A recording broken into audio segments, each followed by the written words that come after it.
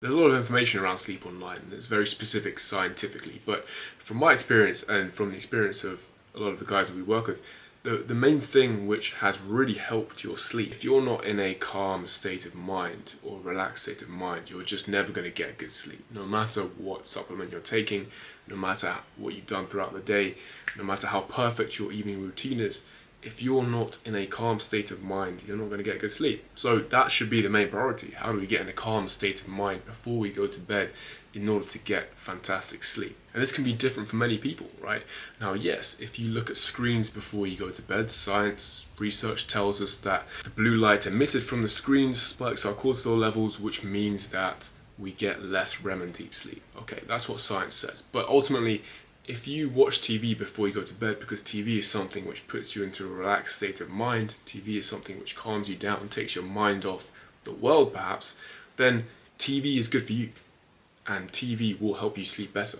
There's no perfect formula, perfect concoction of systems or supplements that works for absolutely everybody, right? You need to find what works for you. And that might go against some scientific studies. I spent a long time kind of researching and looking at different ways that I can optimize my sleep. Information online told me I should be doing breath work or meditation before I sleep, and just to calm my mind.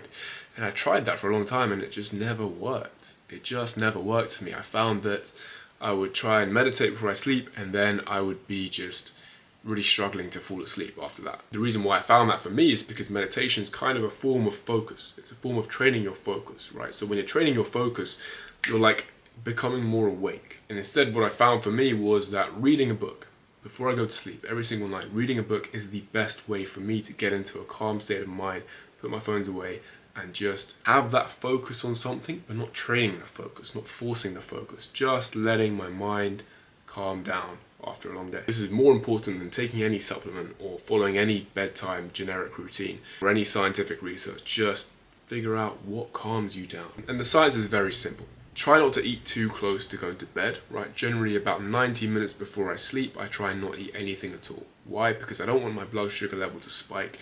I ideally don't want my body to be digesting food all night. That makes it more difficult to rest fully. I want to make sure my room temperature is as cool as it can be, usually around 18 to 19 degrees Celsius. Obviously you can't always control this, but if you can, that is like the best temperature for sleeping. You don't want it to be too hot. There is scientific research which shows that chamomile tea helps the production of melatonin in your brain, and I found that really did help for me. Chamomile tea and reading before I go to sleep is always going to relax me, it's always going to make me feel tired. Yes, ideally avoiding screens before you go to sleep.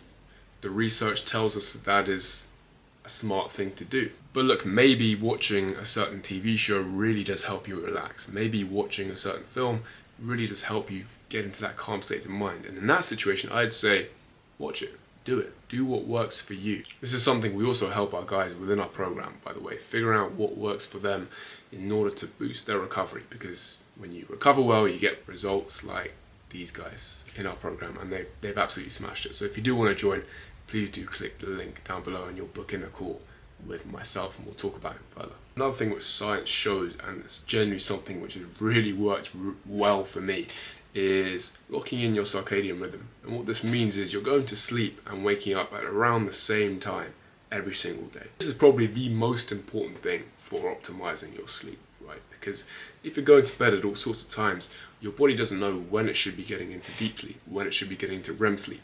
And those deep sleep moments, those hours, ideally, 90 minutes you want to be getting, that is when you're really recovering. That is when your brain is really resting and your body is building muscle in that deep sleep. So your body needs to know when it should go into that stage. And if you're going to sleep at all sorts of times, don't intake any caffeine around 8 hours before you're supposed to be sleeping. Or just don't have caffeine after 1 p.m. That's generally what I do. The last thing I would say is don't worry too much.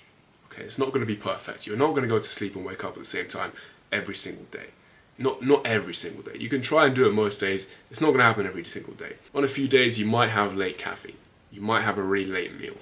Just don't stress about it. It's not supposed to be perfect every night. The way I like to think about it is do these things more often than not. Then you're on the right track.